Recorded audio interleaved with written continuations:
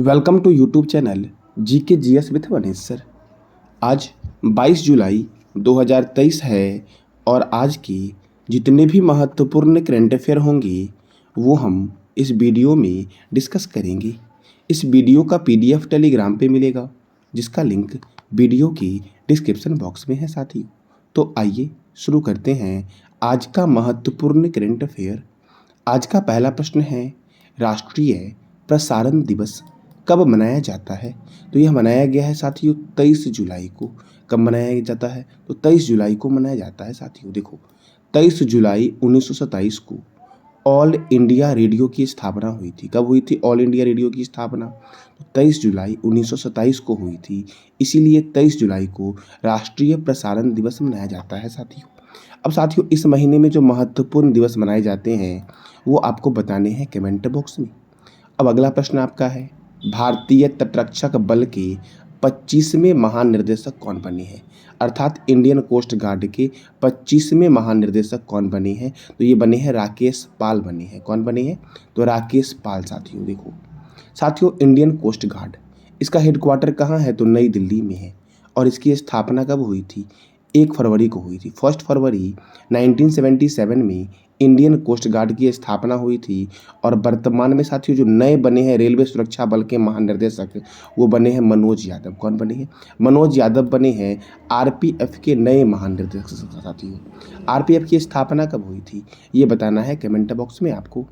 अब कुछ और भी महत्वपूर्ण अध्यक्ष और सीईओ हैं, जैसे कि table tennis of India federation के अध्यक्ष कौन है? मेघना अहलावत। रेलवे बोर्ड के अध्यक्ष और सीईओ कौन है? अनिल कुमार लाहौटी।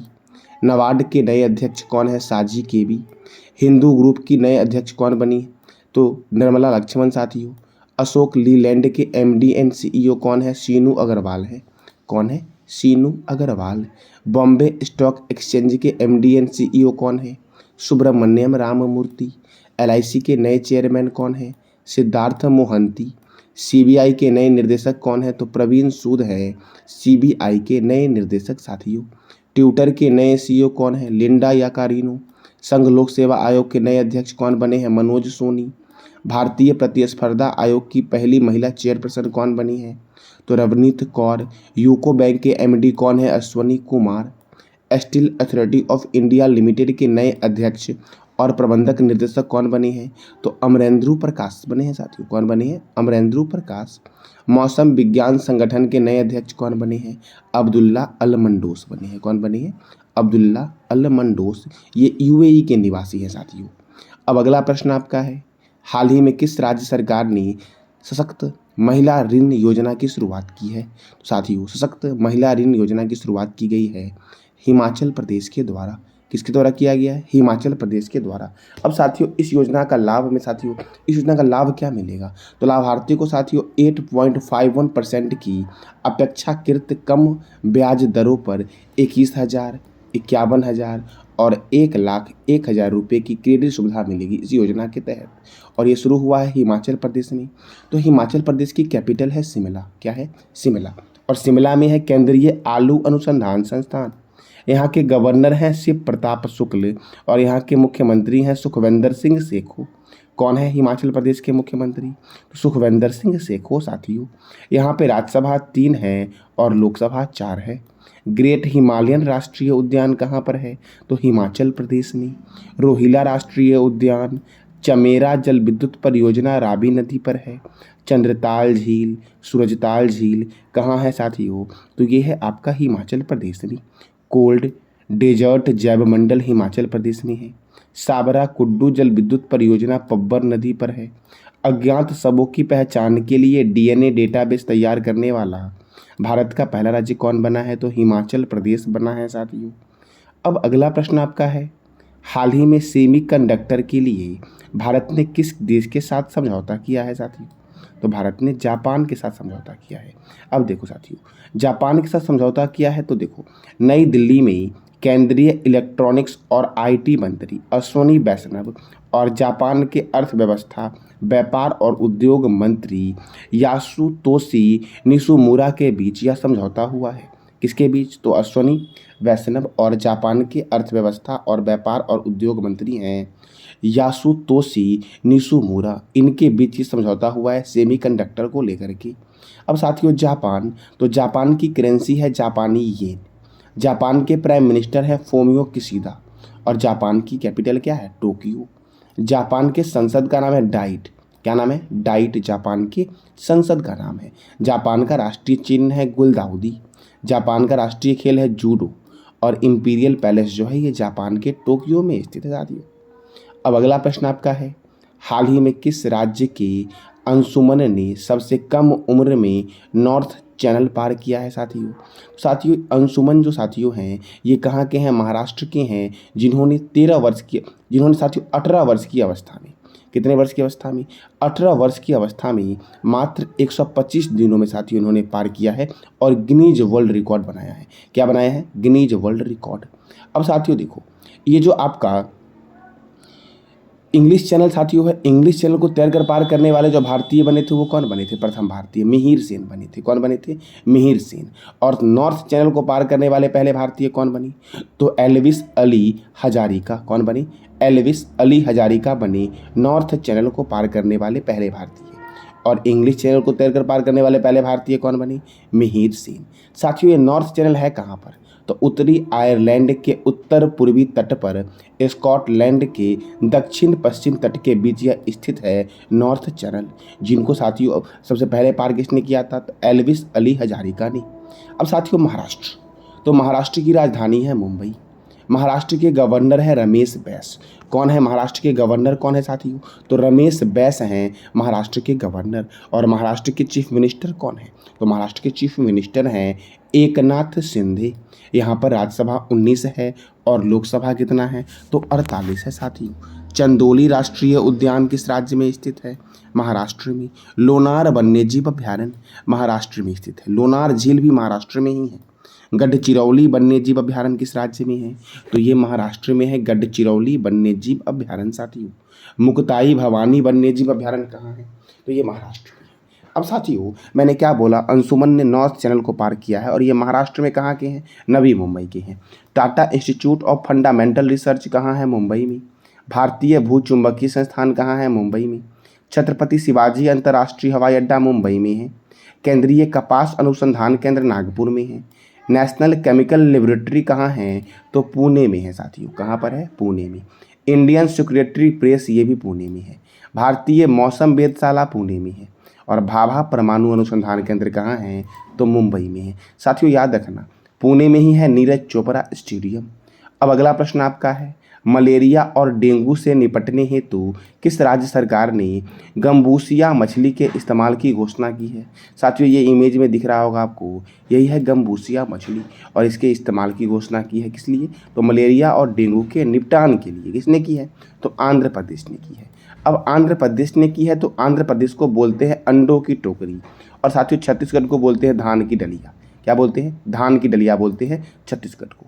अब आंध्र प्रदेश की राजधानी क्या है? अमरावती। आंध्र प्रदेश के गवर्नर कौन है? एस अब्दुल नजीर। और यहाँ के मुख्यमंत्री कौन है? वाई.एस. जगनमोहन रेड्डी। यहाँ पे राज्यसभा 11 है और लोकसभा 25 है। श्री वेंकटेश्वर राष्ट्रीय उद्यान, पुलिकट लेक वन्यजीव अभ्यारण्य, नागार्जुन सागर श्रीशल्म वन्यजीव अभ्यारण्य ये कहाँ पर है साथियों? ये सारे आंध्र प्रदेश में है। याद रखना नागार्जुन श्रीशल्म बाघ अभ्यारण्य जो है ये भारत का सबसे बड़ा बाघ अभ्यारण्य है। साथियों पापीकोडा नेशनल पार्क कहाँ है? आंध्र प्रदेश में है। फल के उत्पादन में आंध्र प्रदेश प्रथम स्थान पर है। साथियों फलों का अध्ययन किसने होता है ये बताना है कमेंट बॉक्स में आप। बिनाइल के बैनरों पर प्रतिबंध लगाया है आंध्र प्रदेश ने।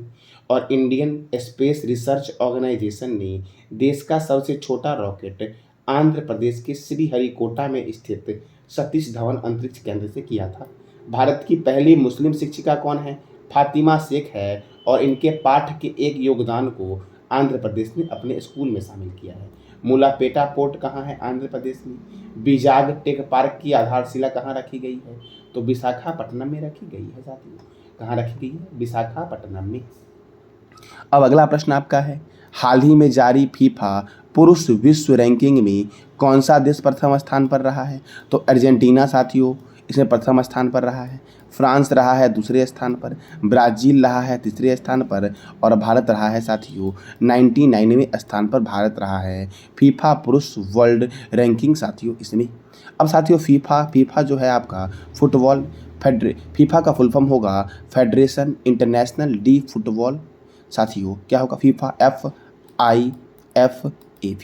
फीफा का फुल फॉर्म क्या होगा? Federation international D football association, ये फीफा का फुल फॉर्म होगा साथियों फीफा का हेडक्वार्टर कहाँ है? ये फ्रांस के पेरिस में है फीफा का हेडक्वार्टर साथियों।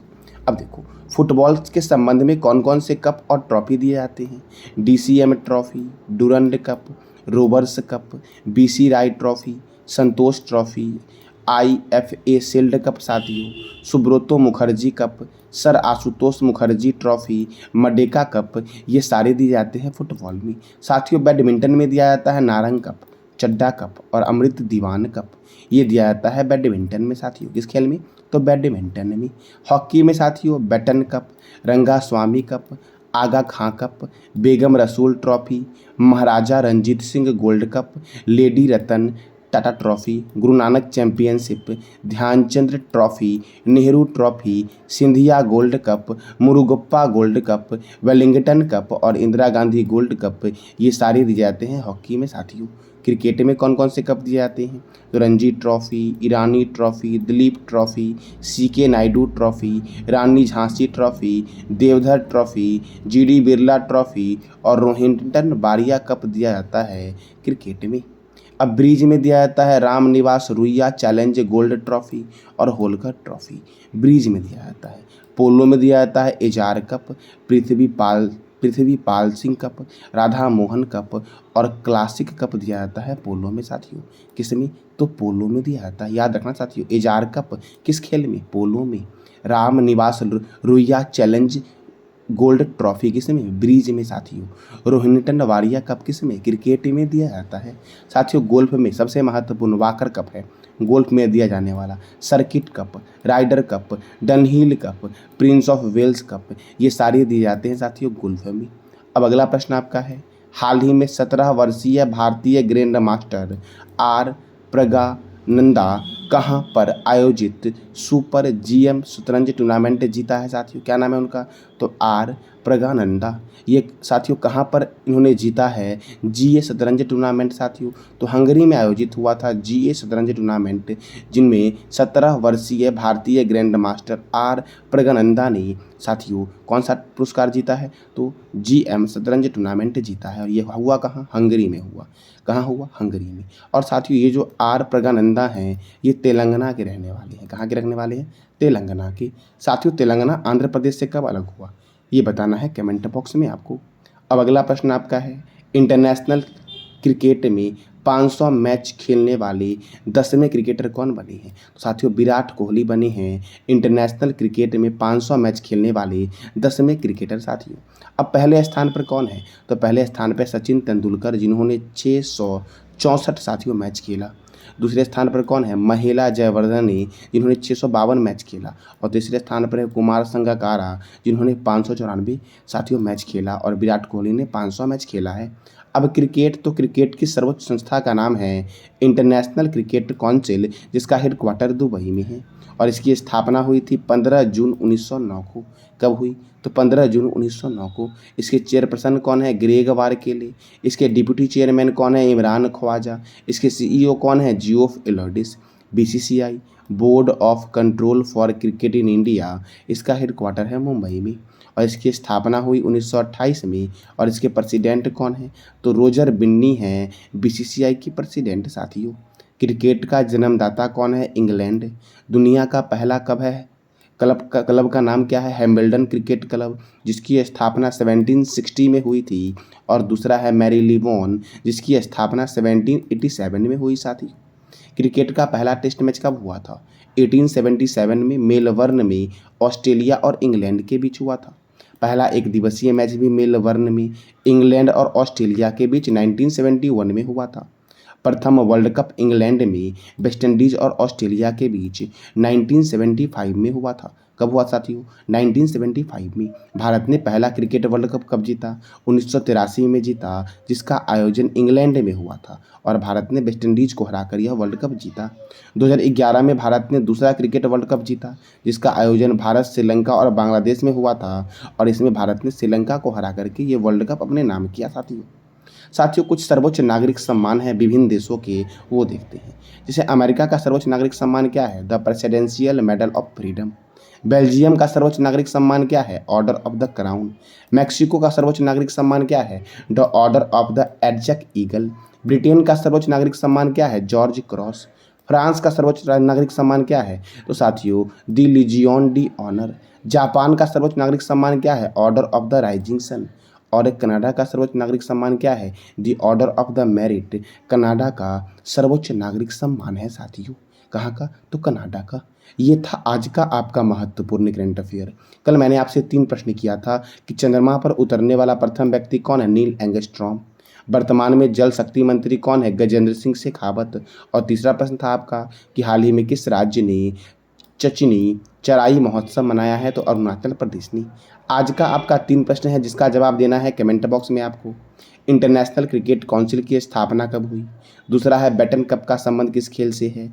और सबसे कम उम्र में नॉर्थ चैनल को किसने पार किया है? कौन वो भारतीय हैं? इस तीनों प्रश्न का जवाब देना है कमेंट बॉक्स में आपको। जानकारी अच्छी लगी तो चैनल को लाइक करें, शेयर करें और सब्सक्राइब करें। धन्यवाद।